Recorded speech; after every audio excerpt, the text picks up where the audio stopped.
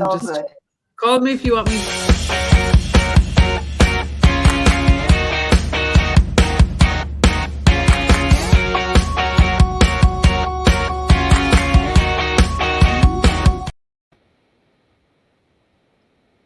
Hello. Oh, that's weird. Hold on. Hi everyone. Sorry for the technical difficulty. I had an issue with this one. Welcome to Open Mic UK. Thank you for joining us, and we already have somebody on the call. Kylie, sorry, who would be on our show tomorrow night? She's on today, cheering us up. Thank you so much, everyone. Welcome to our show.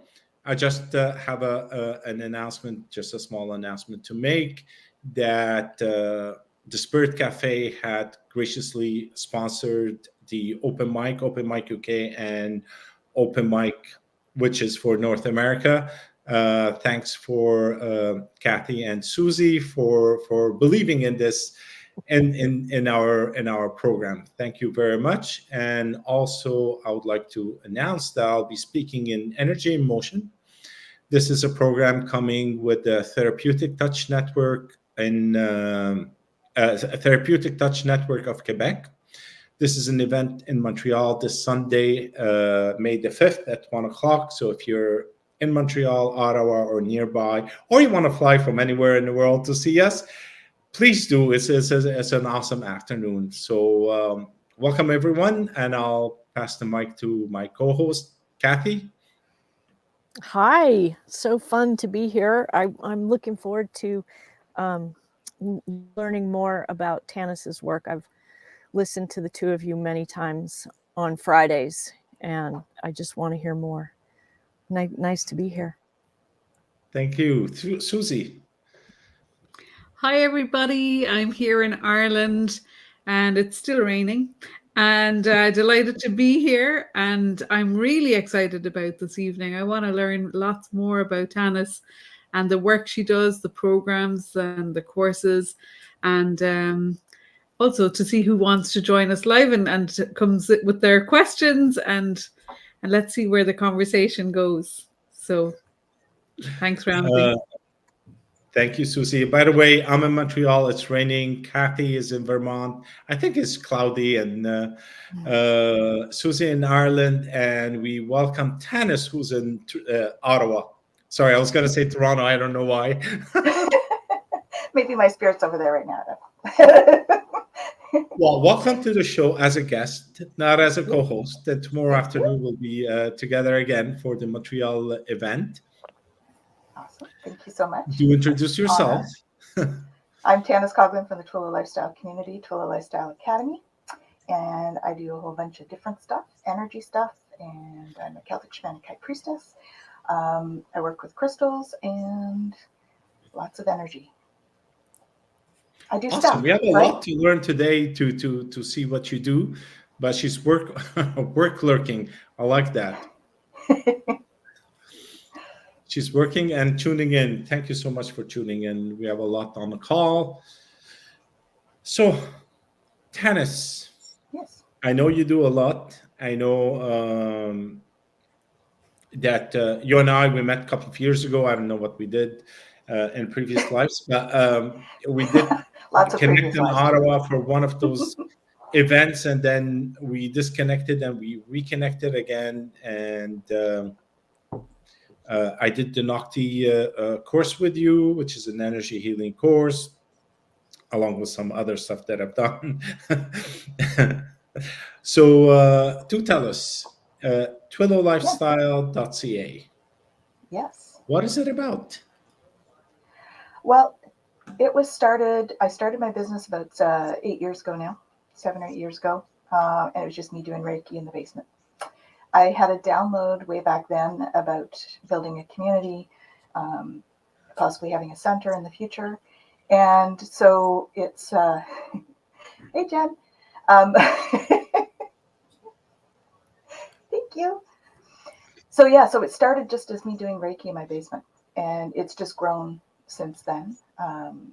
I now have 3 practitioners working with me, and over COVID, of course, that pushed everyone out of our comfort zone. So we had to do things a little bit differently. I realized, how much I stretched during that. I stretched my own, my own limiting beliefs that I had, and moved those out of the way, and started doing a whole lot more online. I then had 3 people in a month ask me to mentor them, and so I was like, okay, guys, tell me what I need to do for that. And they're like, well, start a school. And I'm like, but it's just me. And they're like, start a school. I'm like, okay. So I started the school, and there's now 6 of us teachers, and Ramzi is one of them, which is awesome. And so is Jen, by the way, the one that I just said hello to. And so it's just grown from there, and started doing podcasts. And so I do 4 or 5 regular podcasts over the course of a month. And so really we do a whole variety. The teachers are amazing. I'm so blessed. They all have their own specialties and skills, and so it really brings a beautiful healing opportunity, healing connections together in order to hi Vivian, in order to really sort of be able to help our clients in the most well-rounded way. So that's really the goal. So we have like a psychotherapist, we have yoga instructors, we've got energy healing of numerous different ones covered. There's just all sorts of things. We've got an essential oil specialist, a holistic nutritionist who also does herbology. We have the homeopathics, and the I think I said essential oils, didn't I? Yeah. Anyway, flower essences as well. So we have practitioners in all of these different sort of modalities. So it's a great way for us to really pull those all together into different programs that have a lot of synergy. So it really helps us to be able to offer a wide range of services and of classes to the community. So, and I'm always so honored and blessed to be part of that group with the group of people that we have. They're just amazing people. So yeah, so that's how we started little, and now we're a big group, and we're growing the community online. We have a membership page as well on our website, philolifestyle.ca, and we've just realized there's a bit of a glitch with the website, so we'll get on that. In the UK anyways, I think everybody else is good, but there seems to be something going on there, so we'll take a look. Hi Liz, how's it going? And Hypnocity, hi. I think so. Yeah. Thanks, you got a heart. So that's kind of where we're at. We we really try to get on and do as much sort of help as we can in these podcasts. So we have Twillo Talk, which is once a week on Mondays at 5 p.m. Eastern. And Jennifer and I get on and chat, and we have a guest usually. Probably 3 out of 4 weeks we have a guest. We try to do one just us, but we end up with guests. And Ramzi's been on there, of course, and lots of other great people. So we've been blessed with that. I'm also a Galactic Ambassador for the Galactic Federation, as well as for the Alliance for Extraterrestrial Diplomatic Contact. And we're a worldwide organization that working behind the scenes at the UN to help them make some changes in terms of, when they do come down, are we going to treat them diplomatically and that sort of thing. So we're working with that. So I do a podcast with them called Bridge to the Galaxy. And that's where I interview people in the ET community and the UFO community and bring that stuff forward. And then Ramzi and I do Friday every second week. And I do another one called Conversations with Therapists, which is a group from the UK, actually. And I do that once a month. And that's not live. That one is recorded. We just did one yesterday. And I also do one for Beyond Being Human Network, which is based out of Australia. That one's called Explorations, and we have all sorts of spiritual guests and stuff that come on. I think I've got them all. Wow. That's quite a lot, isn't it? I'm like, wow. I'm a busy girl. You clearly are. I'm fascinated because you mentioned quite a few words that I'm not familiar with, that I have I have a loose concept of them, like, but how did you get into so many different, and I know you've met a wide network of people, but how did you get called in for all those different roles, wear all those different hats? How did you get to know about all that information? It all just presented itself. I laugh with all the time. I just do what I'm told. They tell me what to do, and I presented with something, and it happens. So I really haven't, I've been really blessed because I haven't actually gone out of my way to be put in these positions. It's just, I've been like, oh, I'm supposed to go to that networking thing, and then I end up meeting this person, or, oh, I'm supposed to, have something to do with this. It was funny. So the Alliance story is a bit of a funny one. I do channel work. So I'm a full trance channel. And so I had done some channeling of Commander Ashtar Sheeran of the Galactic Federation. He's the commander of the Galactic Federation in this district. Anyway, so I had been doing some channeling for him, and I was on the phone with a friend of mine who's not fully into this world. So I was like, I don't know why I'm telling him. And I started telling him about all of this channeling. And I'm like, I don't know why I'm telling him this story. But I couldn't stop telling him. So I'm like, okay, I guess he's just going to either think I'm out there or. So I was telling him, and at the end of the conversation, he looks at me and he goes, so that's interesting. I have a friend who's doing a conference in October. It's something to do with ETs. Do you want to meet him? I'm like, sure. And I meet this guy, and he's the vice president of the Alliance. And so I told him how I became a galactic ambassador, which is another whole story. That was fascinating. But I got initiated into being a galactic ambassador with the Federation. This is all in the astral, that part. And so I was telling him that story.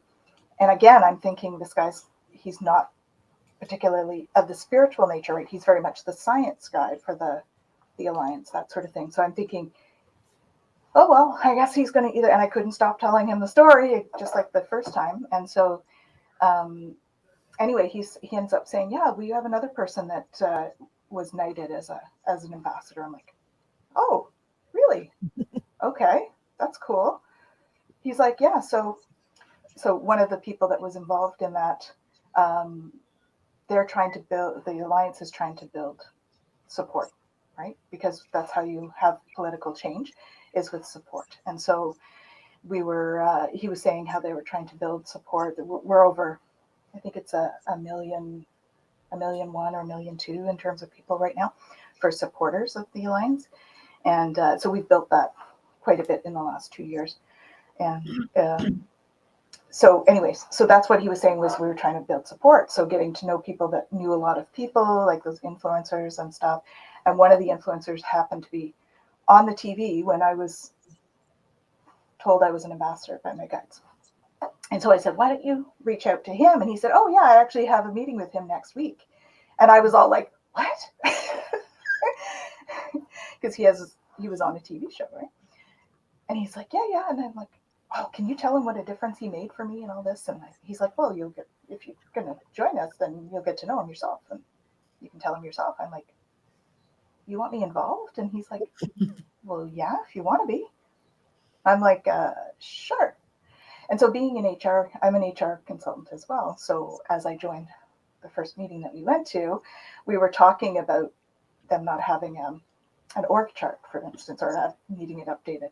And so he was saying, how all of us are galactic ambassadors. After I told my story, he was like, we're all galactic ambassadors. I'd really like that to be one of the positions on the org chart. And so that's how I became a galactic ambassador in the astral. And then in in the physical. So it's really all about like being here, do this. That's just one example, but a lot of the stuff has been that way. It's just been presented to me. Cool. Mm-hmm. It's basically being ready and open, and then everything else starts to fall into place. Yeah, these are soul contracts for me, apparently. So I just follow along the process to get there. Yeah. And most of it's Tanys, been that way. I see a beautiful shape behind you. What I think that's for your crystal work. Is that right? It's a copper pyramid, and so I often will do crystal baths in the pyramid. So I'll set it up with a mattress for myself and my clients, and then put crystals around it so that you're lying within this sacred geometric shape. And then the pyramid helps to amplify all of that stuff. And there's you can't quite see it on the camera right now, but right in the center hanging down, there's a quartz point. And so what it does is brings all that energy into that quartz point so that it helps to really like give energy to the whole body. Oh, wow. So you can get in that pyramid. Mm-hmm. Yeah. Even just sitting in the pyramid as it is, or laying down in there is very, very good for the energy system. So. Well, what does it do? Like, what is it? The copper, or is it what? All of it together. It's the shape as well. So sacred geometry plays a role in that. So it's pyramids are representative of fire in terms of energy, and so it's copper's an amplifier as well. So all of that just amplifies the energy in the center of it and creates this field. Now you can activate it too. So when I activate it with energy, just by tracing with a wand or an athame or even my fingers, it helps to amplify the energy that's coming down. So it pulls energy from source and brings it down and into the And how do structure. the crystal play into the energy part of the, if you put them outside? I'm sorry, I'm asking not from my perspective. I'm asking from somebody who doesn't know anything about it. So how does, like you said, you put crystals outside? Not outside, but inside, around. So if they're on I would put a foam bed in the center, and then crystals around the outside to support their chakras, to support the energy field. Oh, so the crystals are inside the pyramid and just outside the mattress, so they're like lying on the mattress. Okay, and then the energy basically twirls within the. Okay, I get that now. I get it. Awesome. Sorry, I'm asking from a point of view of someone who does not know anything about it. We have a question. Does the pyramid have to be mounted on the floor, or so says my naturopath, but I don't believe? You can intend the pyramid over you. No? Yeah. So no, it doesn't have to be mounted on the floor. That's not been my experience anyway. I don't find that it needs to be. In terms of intending a pyramid over you, yeah, absolutely. Absolutely, we can do that. We can draw a pyramid in the air, and it creates a light signature that creates that energy that we can sit in. So if you don't have a pyramid, you can definitely put that up. And I've had a week like that this week. It doesn't matter which. I've done a few this week, and every time I'm like tongue-tied this week. I don't know. It must be the energy. We have another silly visual. Hold on. Like energetic tanning bed, I guess, yeah? Yeah, kind of. Yeah. Liz says, thank you. My pleasure. Yeah, sacred geometry is so, it's strong in terms of energy and stuff. So when you work with sacred geometry, it helps you to sort of focus and bring in specific qualities of energy. So different sacred geometry has different energy related to it. So you can play with the geometries and bring in the frequencies that are needed specific to the energy body. Okay. So I would come to you looking for help with what? And you would treat me with the crystals. Well, what I do is a 2-hour signature session. That's usually my first thing. It's kind of And what happens is we do a whole number of things, because I do a lot of forgiveness work. I do past life work. We work with, sound and energy healing, whether it's Reiki, Nukti, all of those, aqua lead. And as we work with those, then we start to get messaging and stuff too. And,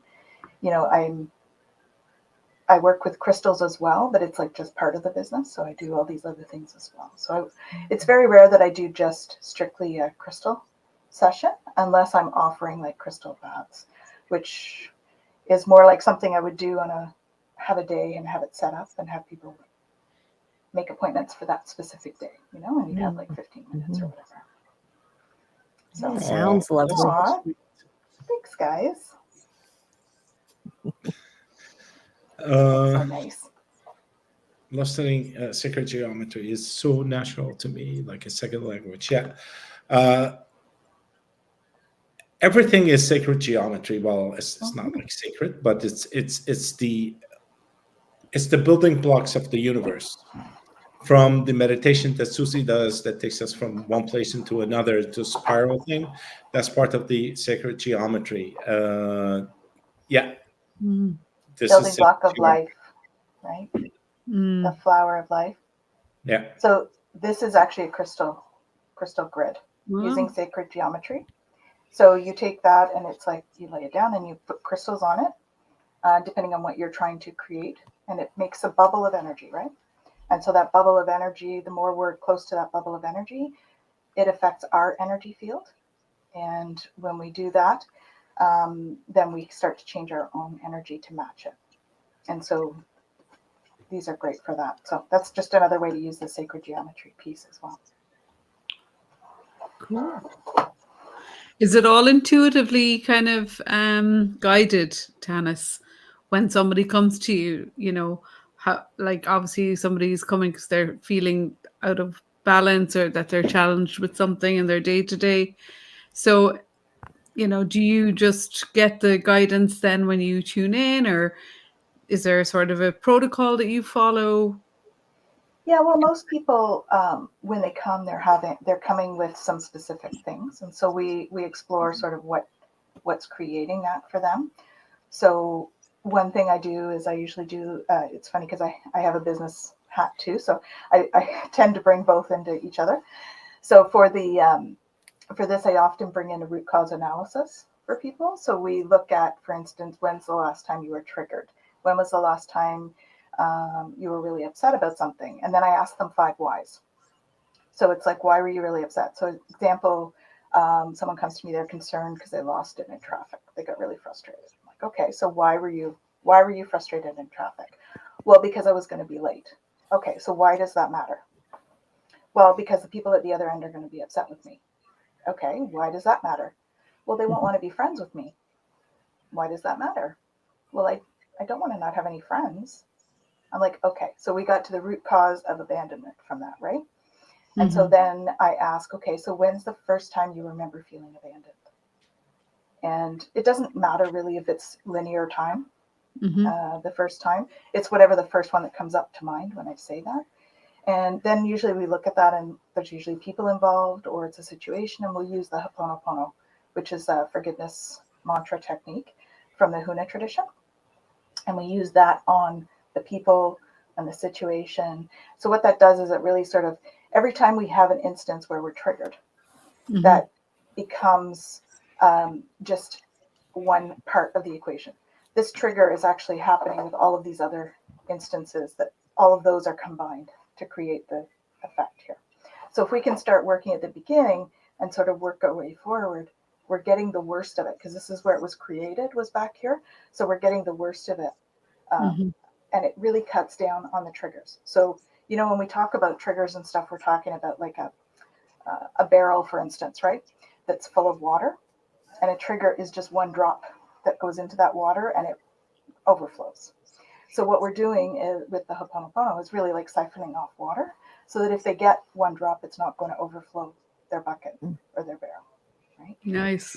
So that is kind of how we work through some of those things. So often that would be something we would look at. Two things that are pretty standard, I would say, especially in the first session, would be things like that for various things. And usually it ends up, parents are a big source for for that kind of healing, or siblings, young childhood stuff. And then, or, exes and all of that kind of thing. And then another piece that's almost always there is some kind of energy healing. So whether it's Reiki, and I never really do just one energy modality, it usually ends up being quite a combination. And that part is intuitive, whatever I'm called to do. I mean, energy is intellectual, so it does its thing. It's a consciousness and has its own guidance principles, and so I just call in the different frequencies and allow them to move as I do my session, and I'll feel the energy shift to different qualities of energy as we go through the session. So those are kind of the main things, and then we add in whatever's needed. Sometimes the Ho'oponopono is needed on past life stuff, and so we'll do that. A lot of us have had lives in like as priests or nuns, and we've taken vows of poverty or vows of abstinence and stuff like that. And so often those can end up being a block in this lifetime. So going back and healing that and doing vow breaks on those past life issues can be a great way to sort of get things moving in this life as well. So yeah, it's a combination of what the person needs, and it's all about the conversation that we have as we go. And they're telling me, they just put the thoughts in my mind. Okay, do this now, do this now, do this now, and I just do what I'm told. So it feels like, or it sounds to me like it can apply to so many different aspects of life, not just relationships, but I suppose, habits or patterns, or maybe trying to find more clarity. Someone's playing over there. My bad. My Yeah, bad. definitely. It can be those can be applied to all different aspects. It's really about somebody trying to find their own authentic self within, and bringing that forward. So about finding their path towards really what is their true self, like Ramzi always talks about, right? What's their true self? Where's that authentic piece, and how do we find our way on this road that we call life? Because really it's all about learning as we go along. And so really a lot of the session ends up being teaching as well, especially if someone's not very familiar with the energy system and how energy works and all of that stuff. Then I that's why the first session is usually a 2-hour, because it allows me to do that teaching so that they have tools to be able to help themselves manage their energy going forward. So my sessions are really about empowering people to learn how to manage their own energy. And at least the first one is, and then we start delving in, depending on what's needed. So it's really, and that, there's also things like, the other thing I didn't talk about was cord cutting and curse removal stuff. So that's with the shamanism, and your soul retrieval stuff. Those things are all a great piece that usually ends up in there somewhere along the way as well. So does that answer your question? I kind of went on really long. Yeah, no, it totally does. I suppose everybody is going to be so different. It takes a combination. It makes sense. Yeah. Well, everybody's so unique, and we've all had our own unique experiences. So it's not a one size fits all for energy treatment. I mean, even if you do just do an energy treatment on somebody, just Reiki, because I do have like express sessions where we just go in and clear your chakras and stuff.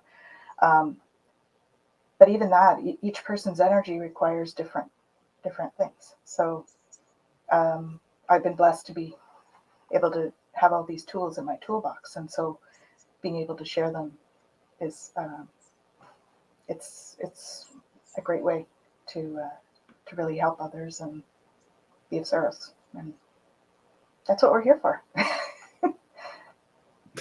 Absolutely. You answered this question. Yes, Spirit is always there to help out, and she also says past life stuff too, which you do that. And the last one, learning how to manage your own energy has been so empowering. Absolutely. It's something that I wish we taught in schools, you know. Mm. If I had my druthers, I think I would have everybody trained in Reiki 1.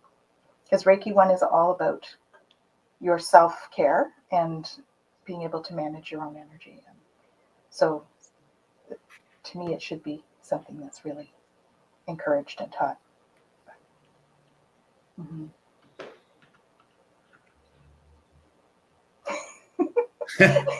Now, wait, because if anybody has any other question to ask you, yeah, for because sure. I've known you for 3 years, so I'm not gonna ask that many questions. I have loads. So, Go Absolutely. ahead. How can I help? I'm How can I really help? curious as well about you know, what it, when I have friends who've trained in shamanism, you know, and then your title that I made a note of was Celtic shamanic priestess. So can you kind of break that down a little bit for me? Like, what does that mean? What does that Mm-hmm. mean? What do you do as that, you know? So the Celtic Shamanic High Priestess program is a year and a day that we Mm-hmm. have. I'm trained through the mystery schools, and so this was part of that was from them that we kind of. So I use some of the knowledge from there, and I also add in a bunch of other stuff. So it's really a combination. It's not just that, but the whole thing. I was trained as a combination. So I am a Celtic Shamanic High Priestess. Basically, what it is it's a Celtic shaman and a Wiccan high priestess. So it's combined into one. So we do a whole variety of stuff. So a shaman basically is someone who goes between the worlds, right? And Mm-hmm. does healing work and soul retrieval and all of that kind of thing. And then the Celtic or the Wiccan high priestess, so the Wiccan path is all about doing being really in touch with nature, being in touch with the moon cycles and the equinoxes and all of that stuff. So we do a lot of ceremony around that. So your full moon and new moon ceremonies are involved. Then you've got your sabbats, which are the Wiccan holidays. So those come up, every probably about, I think there's 10 a year. And then we've got, the other part related to that some Wiccans practice, some don't, but we do cover some of it is the magic aspect. Of course, all light ascension magic. We don't touch dark magic at all in the program. I'm very specific about that, and I actually put checks and balances in for everybody on that. Like we need to watch everybody in terms of keeping everybody on track. And really, the big difference between light magic and dark magic is light magic is that you're bringing an energy to you. So it's much like manifesting, right? We hear a lot about manifesting. We just talked about it actually with the crystal grids, right? That's a form that we learn in the program. And so basically, light magic is all about what do you want to bring into your life? What qualities of energy do you want to bring into your life? And then it gives you tools to do that. Dark magic is where you do that, but you're taking away somebody else's free will. So, for instance, a love spell. If I'm just doing a spell to bring love into my life, that's light magic. That's just changing my vibration to the frequency of love because like attracts like. With dark magic, it's I want that person to fall in love with me. Well, in doing that, I'm taking away that person's free will, and that's dark magic. And so that's the difference. And so I'm very, very aware of that, and we don't want the karma related to that because there's way too much karma in that, so we don't touch that stuff at all. So it's all about how to manifest things in your life, being in ceremony in a way that's really comfortable for people. Each person has, over the course of the year, you develop your own spiritual practices within the program because Wicca is one of those ones that's very, very open and it's really based on, there's what's called the Wiccan Read, which is, a lot of religions and spiritual practices have things that are in common, right? So we have the 10 Commandments, for instance. So your Wiccan Read would be like equivalent to a 10 Commandments.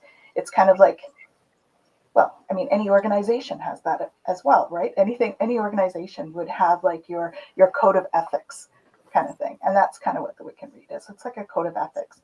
So, we have a threefold law. So whatever you put out comes back to you threefold. Well, I'm certainly not going to do anything dark because I don't want that coming back at me. Thanks. Right? That whole karma thing.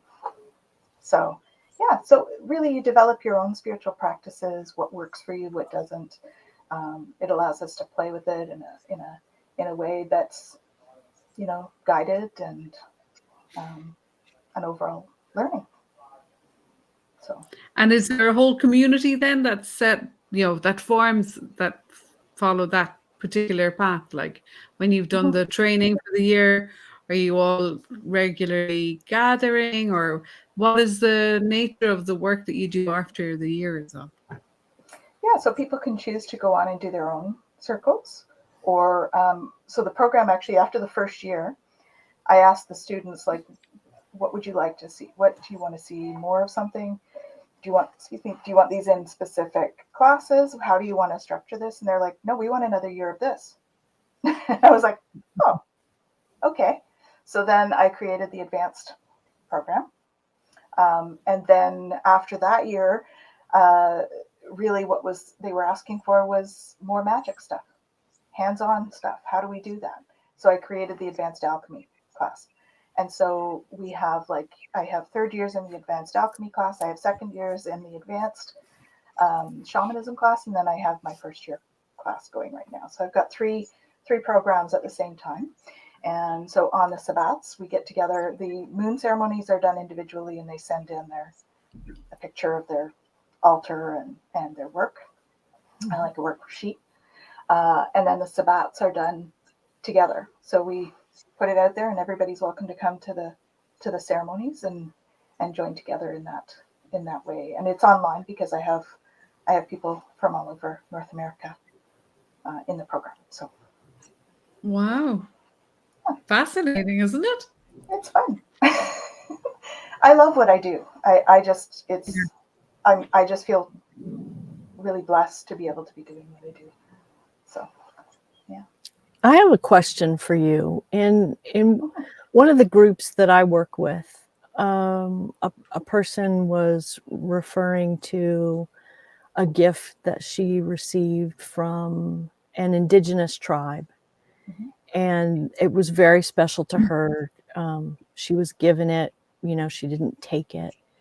And somebody else called her out. That's appropriation. Right. And one of the ideas that we landed on was that we've all in our past lives been Celtic, been, shamans, been Hawaiians with the Ho'oponopono. What's your opinion about that? Picking and choosing and using from, cultures that we have now that I'm not part of, but feel an affinity toward and want to put that in the backpack of tools. Mm-hmm.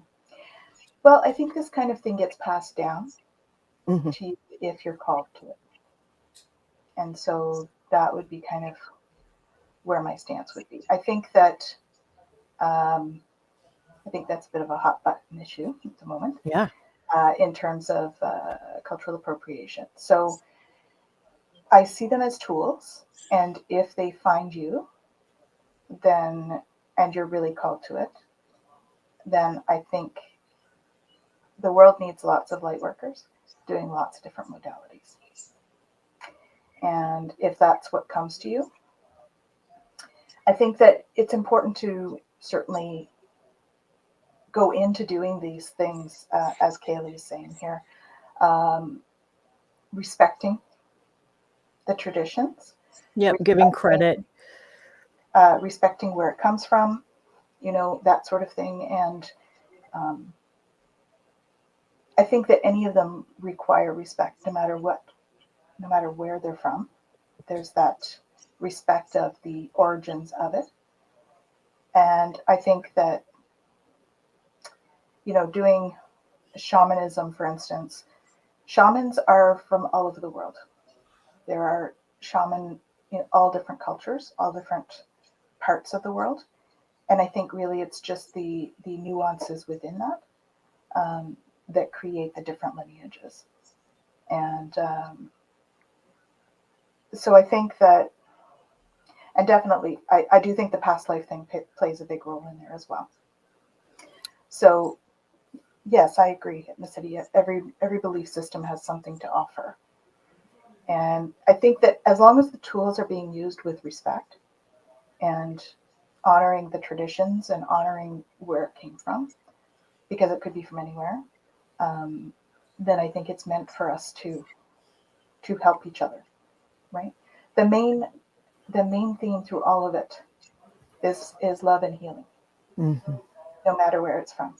Mhm. So if we're bringing love and healing and respect to the practices, and we have been passed down those practices, I trust that Spirit has given us those practices for a reason, and that the person has found their way to my class for a reason, because they're meant to. And yeah, so as long as you're underpinning it with all of the respect, the love, and the healing aspect for all, I think that's the main thing. Yeah. Mhm. Yeah. Even our listeners, I think respect and honoring plays a part of it. And every belief system has something to offer. You can't minimize the importance of intention when utilizing any tools. True. And if you look around the globe, ayahuasca used to be a South American thing. Now it's given everywhere across the globe. And they do more in London ayahuasca ceremonies than they do in the jungles of Peru. That's how far. But that doesn't mean that we took it away from them. It means it's a tool for humanity to use to evolve. And as long as the person that is doing it has the good intention and honors the traditions of the ancestors, and that's it. Yeah. I think all of these are tools that have been given to Yeah. us, and however we can use these, each person is going to bring their own unique energy to every tool, no matter who you are. And so that unique energy is why we're here. Each and every one of you has your own unique abilities and gifts that you bring to the world. Even if you're not a healer, each and every one has their own gifts and abilities they bring to the world. And we're here at exactly this time to be bringing those forward. So I Even think Reiki. that, yeah, for sure. Reiki is Everything. Japanese, and we all do meditation. That is Hinduism, and we do yoga. That comes from Hindus. We get it from everywhere. Yeah, It's tools for humanity. Thank you. exactly. Yeah. And we need them Mhm. right now, Mhm. and that Yes. is why light workers are here to help humanity at this time. And So, I suppose it's like medicine. If you made some sort of a, just to like put it back in the mainstream, if somebody discovered a powerful whatever mode, you would share it. I would hope, if it's going to be helpful. It's part of the thing that I do in our groups is I'm like the person who I really work hard on the safety, and so I try and think these issues through, because then if there's the other person who's calling out the first person who says I have a right, it's also taking care of the accuser who's trying to stir things up, or wondering, is this okay? So I appreciate your input. Thank you. my pleasure. Yes, exactly. You don't have to be doing healing work, right? Just shine your light. That's the more that we work on ourselves, the more we're helping humanity. People think it's selfish to do self-care. Mm-mm. It's not. We have to do self-care, because if we're all connected, we're all one. So the more self-care we can use or do, the more we're supporting everybody else, because we're supporting ourselves and supporting everybody else, because we're all connected. It's like an energetic grid. Can I ask you a little bit more about the self-care practices? Is there a tendency that the more of this work that you're doing in service to others, does that mean that you really have to up your own personal self-care? Like, do you have to take like I often say, put your own mask on before taking care of others. Yeah. What kind of format does that take, or what, how do you approach that? So I would say yes, definitely. I mean, I do my regular practices every day. I have a small ceremony that I do every day, and I meditate. I'm a big napper, so because of what I do, it can take a fair bit of energy depending on the day. So I make sure that I build in rest times in order to do that. And I'm at the moment I'm in the middle of taking my 200-hour yoga instructor training, so that I can support myself with that as well. And the other basics too, making sure you're getting all your nutrients and enough water and all of that stuff too. I'm human, so am I perfect at all of that? No, but that's part of being human too, right? We do the best we can. But the one thing that I do love about what I do is when I'm doing energy healing on somebody, I'm getting energy as well, because nobody's getting my energy for this, right? They're getting source. I just channel. So I end up feeling better at the end of the session. I feel like I've had, a bit of a Reiki session as well when I'm doing it. So for me, the benefit is when I'm doing Reiki and I'm doing clients and really channeling the energy through, I get benefit from it as well. So, and of course, if I go out, I'm a physical empath, so I feel everybody's aches and pains, and I feel the energy, the emotions, and all of that too. So, part of my ceremony ritual stuff is about doing energetic tubing and protection and clearing work and all of that stuff as well. So, smudging and using incense and whatnot to clear and all of that. That all kind of plays into it. So self-care, it's about tapping in. What does my body need right now? What does my mind need right now? What does my energy need right now? And what do I need overall? Like maybe it's just to sit outside, connect with the earth. Yeah, this is what we were talking about last week, is that if you feel tired, just rest. And if you feel energetic, go build a house. You have to. That might not be in my talent spectrum. I'm just saying. Build a crystal grid. Yes. Listen to your body and honor it. That's what it's all about. Is that don't think that you have to lift a mountain just because you have to and you're tired. That's okay. You're tired, you rest. The next day, you have more energy, you take a piece out. It's all good. We have a trivia over here. Oh. Did you know that Paul Newman was an energy healer? I did not, but I am not surprised, actually. And there are some famous people that were actually involved in so I'm a mystery school initiate. And the mystery school is ancient teachings that goes back like thousands or hundreds of years. Anyway, I think it's thousands actually. Anyway, it's been brought forward by word of mouth, and we have some pretty famous people that are actually mystery school initiates. People like the Beatles, they were all mystery school initiates.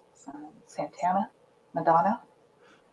So yeah, there's all sorts of big people that are doing this kind of spiritual work behind the scenes. I think there's a lot more now too, doing their own spiritual practices and all of that as well. So it's becoming more and more common.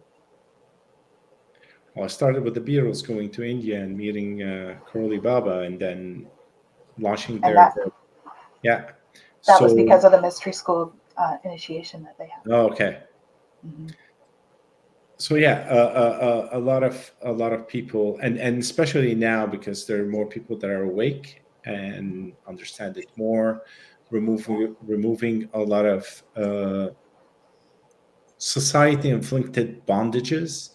So we're trying to shed that off, and we can see more easier, clearer, and we're moving slowly into that domain. And that domain is not it used to be a hocus pocus type of thing, but today it's more of a mainstream, especially now. Like for example, the Therapeutic Touch Network of Quebec, they were trying to get that into the hospitals to help patients, ease their pain somehow by doing energy healing on the patients at the hospitals. they've actually done some research on that in the States, actually. So William Lee Rand was instrumental in getting this into the hospital. So Reiki has become more mainstream in the hospitals because they actually did a double-blind study with Reiki, and I think it was heart patients, and it was about recovery time, decreasing recovery time for people. So they did a study where they had 3 groups. One didn't have anything. One had what I lovingly call the pretender Reiki group, and then they had the Reiki masters doing the energy healing. So, and I say that lovingly with tongue in cheek because we all have Reiki, right? We all do Reiki. So if someone's actually like doing the pretender Reiki, you're still giving Reiki. You haven't been trained, so you haven't opened the channel, so you're not getting as much, but people are still getting it. And so the ones that didn't, they were the national average in recovery rate. The ones that had the untrained Reiki practitioners, they were 12% faster. And the ones that didn't have, or that were Reiki trained, Reiki masters, giving those patients actually recovered 32% faster than the national average. So those studies have been really instrumental in bringing that forward within the medical system. And I have to say, I was so impressed the other day. I went to get for a medical thing, and the doctor actually, he found out I was an energy healer, and he said, "So what do we medical people need to know about energy healing? How can this work with us?" I just about fell off my chair. I was like, "Oh my goodness, this is amazing." Someone in the medical profession is actually asking me that. It's awesome. This is what we need. We need to be integrating all of the Eastern and Western medicines together, right? It's like tools, and adding them all together because they all have merit. They all have their place in what we do. And if we can actually work with all of those things together, we get the most ideal outcomes for everybody. So I was super, super happy to ask that question. It says some hospitals are now working with healers. Yeah. Yes, they are. Yeah. And it's because of studies like William Lee Rand. I'm sure there's others too, but that's the one that I'm most familiar with. Oh, good. Yeah, Joyful Journey. Yeah. Oh, sorry, I missed that one. Yeah. Yeah. And that's exactly. So that's meditation, right? And tuning into the body. Yeah. That's great. Meditation is so beneficial, of course. I mean, we all know that that's one of those things because it actually raises your vibration by 25 megahertz when you do it. So it's even just a few minutes will do that. Yeah, our residence expert, Suzi. Well, I'm a bit of a fanatic on meditation, absolutely. But I had a first-hand experience of it myself last week because my doctor had asked me to wear a blood pressure monitor for 24 hours just to record the information. And I think having the monitor on your body is actually the most stressful thing you'll ever have because every half hour it's like, and you have to stop what you're doing and, stay still or whatever. And if you're moving, it keeps inflating. So then your hand starts going blue and, so it's quite like I was thinking, this is kind of going to give you blood pressure wearing this thing and it keeps waking you all through the night. It was interesting when I was doing it. I was trying to get dressed the next day, and I was there's the cables and whatever, and I was like, gosh, that's definitely, I could feel it. That sent my blood pressure up, But then the next part was my morning yoga and doing my meditation.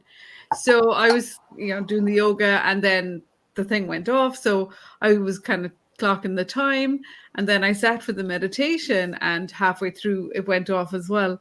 So when they printed off the data then for me at the doctor's studio medical center, and luckily my blood pressure is fine, by the way. It averaged out over the 24 hours, but I was really fascinated to look at the graph and to look at okay, it did go up when I was having that struggle trying to get dressed.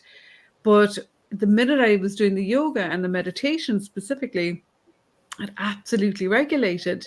And you can see then the next readings for the next hour, because obviously they took it off about 2 hours later. But it really stabilized. And I thought, wow, it's an instant, meditation is an instant,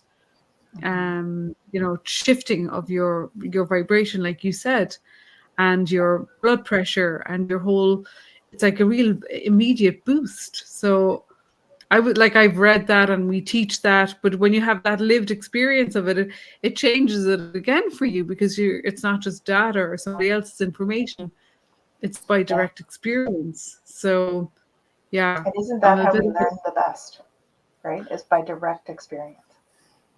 Just like when you're doing your spirit cafe too, right? You learn directly by your experiences. Yeah. That's it. And then we just keep showing up and seeing what wants to be experienced. And what I love about Spirit Cafe is that it's not one person, it's a group of us, and we come from all different backgrounds, and yet the information just flows through. So do you find that with your work, Tanys? The different groups that you have, like I know you said you had like the first years, second years, and third years. How does it change from the more experienced people are when they've really, obviously your third year, they're really committed. So does it change the overall kind of information that they're picking up, what's happening in the program? Yeah, I think that program, definitely they get more in touch with it. I think that I see a bigger increase probably with the energy healing modalities, because they're actually being able to run more energy. And so the higher we get our vibration, the closer we are to hearing, seeing, feeling the other dimensional frequencies. So I think that one probably if someone's really wanting to work on their intuitive abilities, I often will encourage them to do Reiki or Aqua Lead, one of those two, to really raise their vibration first. So do their own work, right? Basically, it's encouraging them to do their own work to clear the way to start getting those messages in a different way.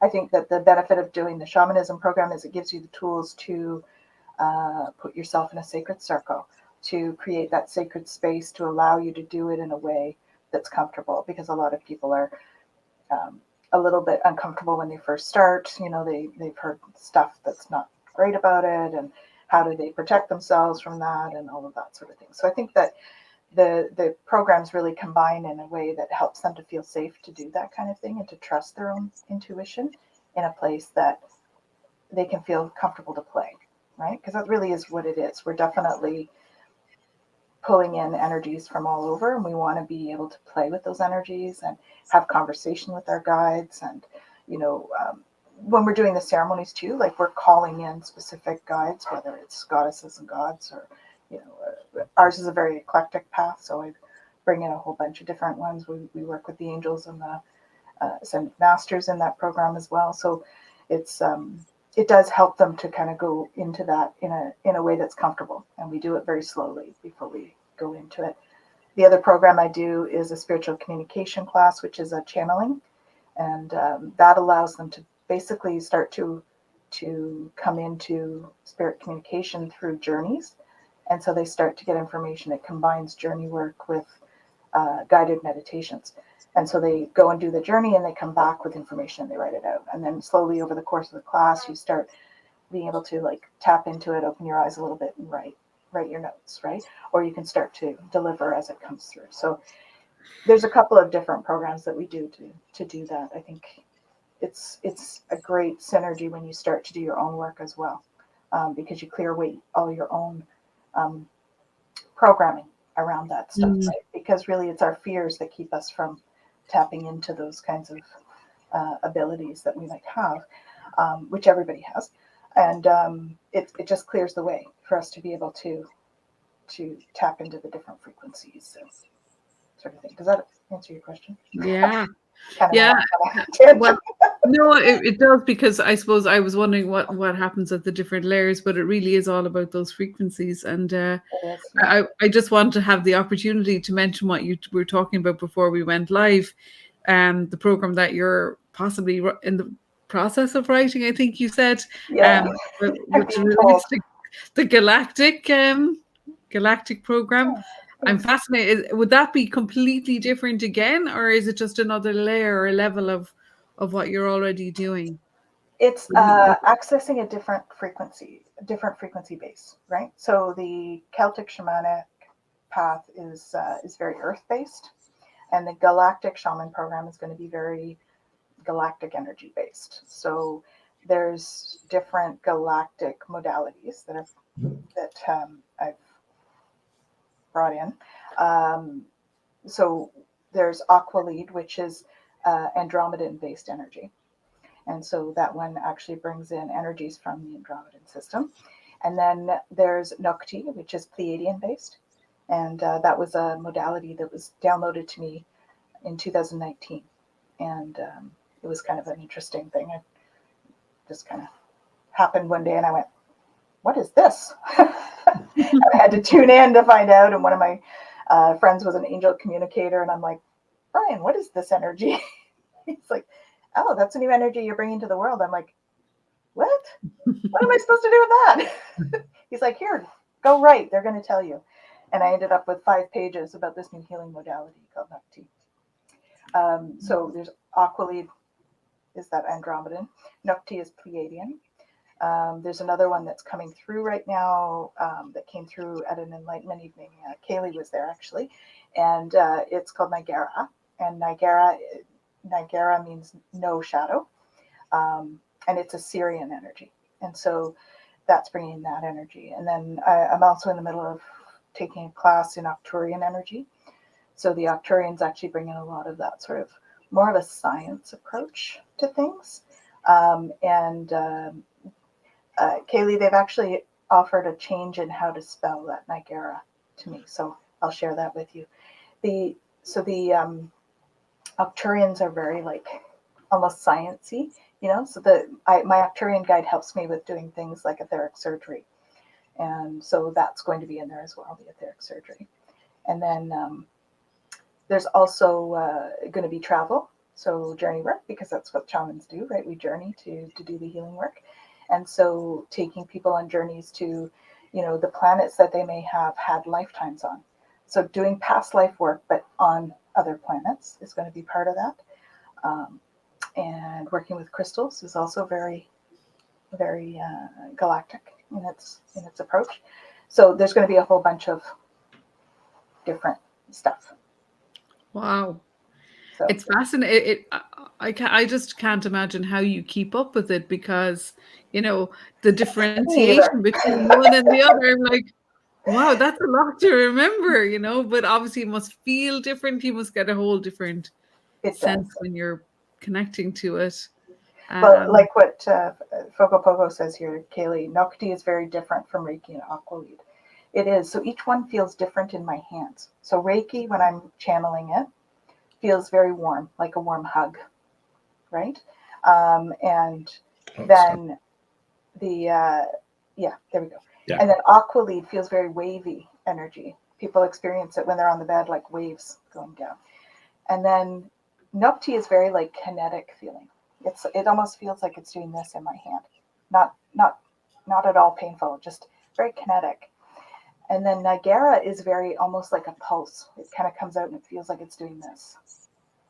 So it's really about the qualities of the energy. So each of these different modalities, they just bring a different quality of energy to the table. So the qualities of energy they target different frequencies within the energy system. They may target different layers of the energy field. They target different parts of the body as well, or different emotional aspects, depending. So, wow. Yeah, it does feel almost ultrasonic. Yeah. So they're very different, and the galactic energy feels different from Aqualid, because Aqualid, even though it's an Andromedan energy, it very much marries the Andromedan with the Earth energies, because it is also connected to elementals here on Earth. So there's really it's a beautiful balance of the two. So that's part of why that's one of the first modalities within the Galactic Shaman program, because it allows us to really start to build that connection to the galactic energy. Wow. Ladies, we're past the hour. Oh. We would talk for another 2 hours, actually, and we won't scratch the surface. all the listeners who wants to know more about the programs that Tanys has, you can LinkedIn to twillowlifestyle.ca. The banner's been at the bottom for a while now, twillowlifestyle.ca. And for our programs, of course, our sponsor, spiritcafe.ca. Right now at the Spirit Cafe, there's the Spirit Cafe events that is happening in June. And it's a full year program, but you can come in at any point in time, and more is going to be more programs are going to be added to the Spirit Cafe. That will be in sometimes in June, July. We'll be adding a couple of more programs in there. And Tanys, as always, of course, it is interesting. It's more than interesting. Thank you so much for being on the show with us, and we'd love to have you again. And I'll see you tomorrow, anyways. And, it was truly an honor. Thank you so much for having me. Kathy and Suzi, thank you again for not only being on the show, being part of the show, but also being the sponsor of Open Mic UK, and Open Mic. I should call it Canada or US, something like that. North America. North America, yeah. Yeah, North America. So thank you very much. And we'll see you in 2 weeks' time. And tomorrow with Kaylee, we have a special guest, Kaylee, who's been on the show today, helping us. Here she is. Thank you. And we'll see you tomorrow. Yeah. All right. Have a pleasant evening in the UK, and good day for North America. Awesome.